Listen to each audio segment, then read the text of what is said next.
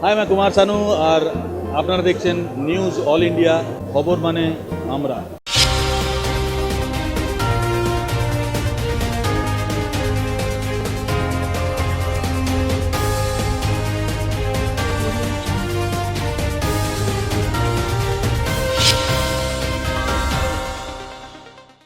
নমস্কার, news all ইন্ডিয়ার পর্দায় আপনাদের স্বাগত। আপনাদের সঙ্গে আমি অর্পিতা। শুরু করছি আজকের বিস্তারিত খবর।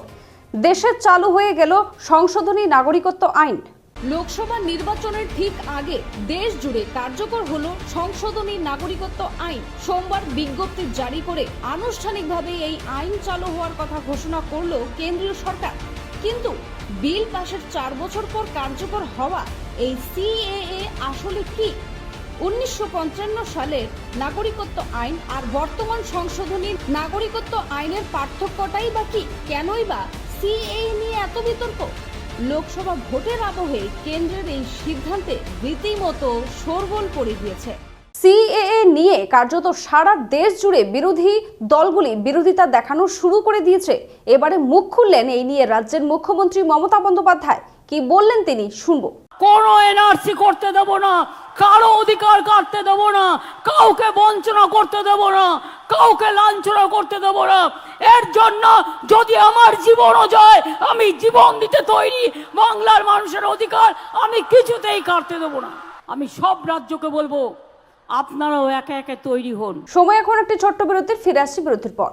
11 বছরের পথ চলা শুরু আমাদের নিউজ অল ইন্ডিয়ার। 15ই আগস্ট 2023 থেকে নতুন সাজে নতুন রূপে নিউজ অল ইন্ডিয়া। আপনাদের কাছে অনুরোধ, আমাদের চ্যানেলটি সাবস্ক্রাইব করুন, লাইক করুন এবং শেয়ার করুন। ফিরেলাম বিরতির পর। আসছি এবারে বিস্তারিত খবরে। মমতা সহ বাকি পার্টির নেতারা নাগরিকত্বের লোভ দেখিয়ে ভোট টেনেছেন, নিজেরা কিছু করেননি, এমনটাই মন্তব্য করলেন আজ সাংবাদিকদের মুখোমুখি হয়ে বিজেপি সাংসদ দিলীপ ঘোষ। অনেক লোককে ভড়কানো হচ্ছিল হবে না, যারা বলছে করতে দেবো না তারা বলছে কই করলো। এখন সব কিছুর জবাব হয়ে গেছে। আমরা এই কোটি কোটি উদ্বাস্তু পরিবার যারা একটা হীনমন্যতায় ভুগছিলেন, নিজের দেশে পরদেশী হয়েছিলেন, তাদেরকে সম্মানী নাগরিকত্ব দিয়েছি। আমরা কমিটমেন্ট পুরো করেছি, সেজন্য মোদিজিকে ধন্যবাদ। এই মমতা ব্যানার্জি থেকে বাকি সব পার্টির নেতারা নাগরিকত্বের লোভ দেখিয়ে রাজনীতি করে ভোট নিয়েছেন, কিছু করেননি। আর যখন মোদিজি করতে গেছেন, বিরোধিতা করেছেন, তাদের যে দ্বৈত চরিত্র এটা পরিষ্কার হয়ে গেছে।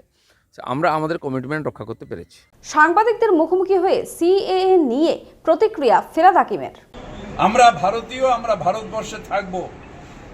মতুয়া, হিন্দু, মুসলমান সবাই আমরা ভারতবর্ষে থাকব। একটা সময় পুরো ভারতবর্ষটা এক ছিল, তাই সেখানে বাংলাদেশ থেকে নিয়ে সব আমাদের এক সময় ছিল। তারও আগে আফগানিস্তানও ভারতবর্ষের অঙ্গ ছিল। সেখান দিয়ে কে আসবে? তাহলে যদি আফগানিস্তান হয়, তাহলে শ্রীলঙ্কা কেন নয়? শ্রীলঙ্কার থেকে প্রচুর এরকম হিন্দু ভাইয়েরা আছে যারা পালিয়ে চলে এসেছে, তারা কেন নয়? যদি তারা না হয়, তাহলে নেপাল কেন নয়? ভুটান কেন নয়? কেন ধর্মের ভিত্তিতে ইলেকশনের আগে সুরসুরি কেন? সময় এখন একটি ছোট্ট বিরতির, ফিরে আসছে বিরতির পর। আরজু মানেই আপনার মনের মতো furniture.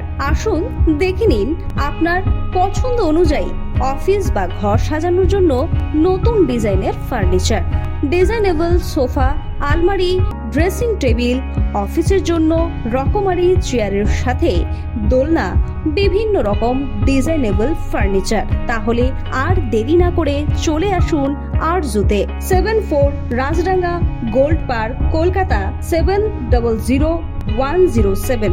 52D Raja SC Mallick Road, Jadavpur, Kolkata 700032। Phone number 8100472255, 8240411427। ফিরেলাম বিরতির পর। আসছি এবারে বিস্তারিত খবরে। ইলেকশনের আগে যুদ্ধ খেলা সুর চড়ালেন হাবড়া থেকে তৃণমূল সুপ্রিমো মমতা বন্দ্যোপাধ্যায়। রুলসটা কালকে কেন্দ্রীয় সরকার ঘোষণা করেছে। আদৌ এটা বৈধ কিনা আমার সন্দেহ আছে। কোনো ক্ল্যারিটি নেই, টোটাল ভাওতা। ইলেকশনের আগে যুদ্ধ খেলা 19 সালেও করেছিল। এখন যাদের দরখাস্ত করতে বলা হচ্ছে, তার মানে তারা যেই দরখাস্ত করবেন সঙ্গে সঙ্গে তারা নাগরিক থাকা সত্ত্বেও আপনারা বেআইনি অনুপ্রবেশকারী হয়ে যাবেন। তাহলে আপনাদের সম্পত্তি কি হবে, আপনাদের চাকরি বাকরি কি হবে, আপনাদের ছেলে মেয়েদের পড়াশুনো কি হবে, সবটাই বেআইনি ডিক্লেয়ার হয়ে যাবে। আপনাদের কোনো অধিকার থাকবে না। এটা অধিকার কারার খেলা। যখন আমরা লুডো খেলি দেখেন তো, আমরা ছক্কা মারলে গুটি খোলে। এটা হচ্ছে বিজেপির লুডো খেলার ছক্কা। রাজনীতির আগে ভাবছে আমি করলাম ছক্কা, অ্যাকচুয়াল কিন্তু ওটা হচ্ছে পুট, অর্থাৎ শূন্য। নিট রেজাল্ট হচ্ছে 0। শুধু তাই নয়, আপনারা যেই দরখাস্ত করবেন আপনাদের সব নাগরিকত্ব ক্যান্সেল করে দিয়ে, সব অধিকার ক্যান্সেল করে দিয়ে, এটা এনআরসির সাথে কানেক্টেড, মনে রাখবেন। এবার বহরমপুরে ইউসুফ পাঠানকে প্রার্থী দাঁড় করানো নিয়ে মুখ খুললেন ভরতপুরের তৃণমূল বিধায়ক হুমায়ুন কবির।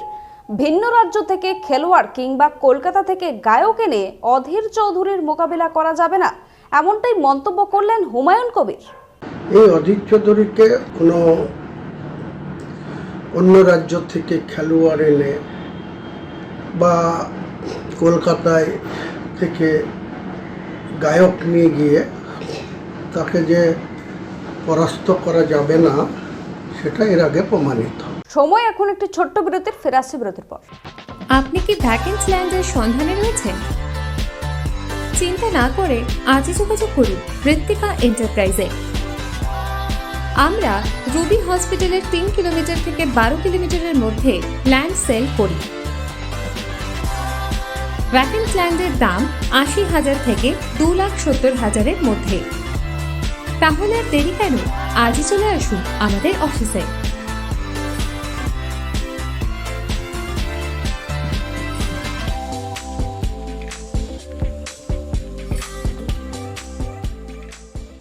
ফিরলাম বিরতির পর, আসছে এবারে বিস্তারিত খবরে। টিকিট না পাওয়ায় ক্ষোভ উগরে দিলেন অর্জুন সিং। লোকসভা নির্বাচনের প্রার্থী তালিকা ঘোষণা করেছে তৃণমূল কংগ্রেসের জনগর্জন সভা থেকে। 42টি আসনের প্রার্থী তালিকা ঘোষণা করেছে তৃণমূল, আর এই তালিকাতেই নাম নেই ব্যারাকপুরের সাংসদ অর্জুন সিং এর। এই নিয়েই এবারে ক্ষোভ প্রকাশ করেছেন অর্জুন সিং। কি বললেন তিনি শুনবো। আপনার প্রতি এটা একটা দুঃখজনক ঘটনা। এটা একটা দুঃখজনক ঘটনা আমার জন্য। মানে দল কি মনে করছে আপনার প্রয়োজন নেই? এটা তো দল বলতে পারবে, আমি কি করে বলতে পারবো? আপনার টিকিট না পাওয়ার পেছনে কারোর হাত আছে বলে মনে করছেন আপনার দলের? না, এটা আমার দুর্ভাগ্য। আমার কাকে দোষ দেবো আমি যে আমি টিকিট পাইনি? পাশাপাশি অর্জুন সিং আবারও বিজেপিতে যাওয়ার সম্ভাবনা যখন তীব্র, তখন মুখ খুললেন ভাটপাড়া বিধায়ক তথা অর্জুন পুত্র পবন সিং। এই নিয়ে কি বললেন তার ছেলে, শুনবো। না, এই বিষয়ে তো কথা হয়নি। কেন কি দেখুন, আমি তো বাবার ব্যাপারে তো গ্যারেন্টি দিতে পারবে না কিছু, বাবাই নিজেই কথায় বলতে পারবেন। এই তো প্রথম দিন থেকেই হচ্ছিল। যে সময় বাবা চলে গেছে, তোমার দলে বারবার আমাকে বলছে কি তোমার বাবা আসবে না, তোমার বাবা আসবে না। আমি বললাম দেখুন, বাবার ব্যাপারে তো আমি কিছু বলতে পারবে না, কারণ বাবা নিজে ডিসিশন নিয়েছে। যে বাবা ইচ্ছা হবে নিশ্চয়ই আসবে। সময় এখন একটি ছোট্ট বিরতির, ফিরে আসছে বিরতির পর। গাড়ি চালানো শিখতে চান? দীর্ঘ 24 বছর ধরে সরকার অনুমোদিত স্কুলে মহিলা এবং পুরুষদের গাড়ি চালানো শিখিয়ে এবং ড্রাইভিং লাইসেন্স দিয়ে রোজি রোজগারের সুবন্দোবস্ত করে দেওয়া হয়। এক্ষুনি চলে আসুন সরকার অনুমোদিত নস্কর মোটর ট্রেনিং স্কুলে, তিলচলার থানার সামনে, ভিআইপি নগর এবং অজয়নগর, মুকুন্দপুরে।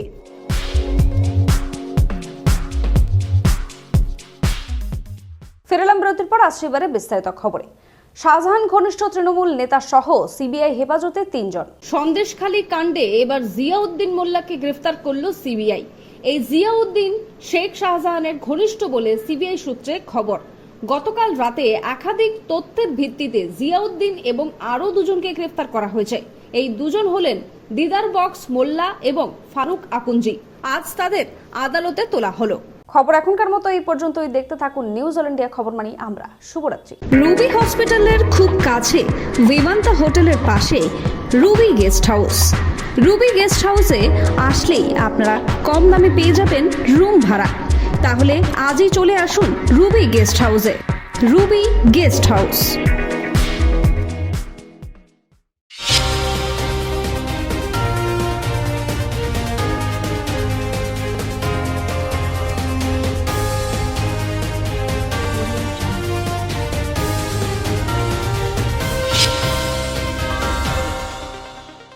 নিউজ অল ইন্ডিয়ার সমস্ত দর্শককে কাঞ্চন মল্লিকের পক্ষ থেকে আন্তরিক শুভেচ্ছা ও ভালোবাসা।